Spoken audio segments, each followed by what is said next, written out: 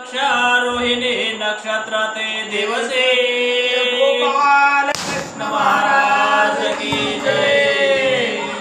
असो श्रीकृष्ण परमात्माचा जन्म श्रावण महिन्यामध्ये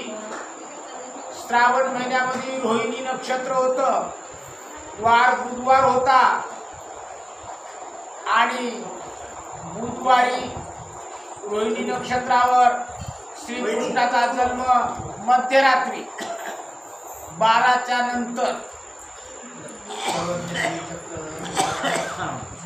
नंतर श्रीकृष्ण परमात्माचा अवतार त्या बंदीशाळेमध्ये कुठं त्या बंदीशाळेमध्ये। आता पुढच्या जर वया वाचल्या तर तुम्हालाही समजेल बंदीशाळेमध्ये अवतार झाला त्यावेळेस श्रीकृष्ण परमात्मा देह धारण करून देवकीच्या समोर उभे टाकले होते आणि देवकीला म्हणत होते की देवकी माते आत्ताच जाऊन त्या कंसाचा वध करतो, आत्ताच, आणि कंसाचा वध करतो आणि कंसाला खल्लास करतो, तुम्हाला सोडतो।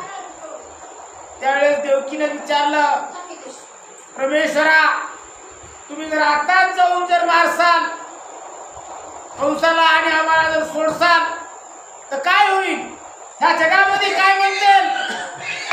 देवानं अवतार धरला आणि देवानं अवतार धरून कंसाला मारलं,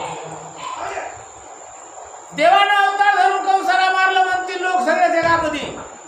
पण म्हणतील काय? देवकीच्या पुत्रानं मारलं म्हणून नाही।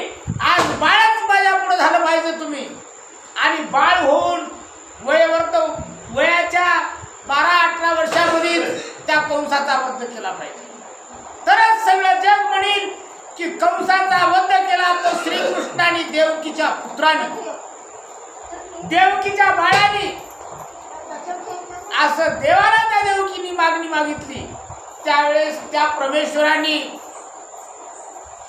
मयने रूप धारण केलं, त्या देवकीवर देखील तो असणारा ब्रह्म टाकला, ते झोपले आणि त्या झोपीमध्ये त्यांना तो देवानी आपला अवतार म्हणजे बालक रूप धारण केलं आणि देवकीच्या पोटात शिवली टाकली।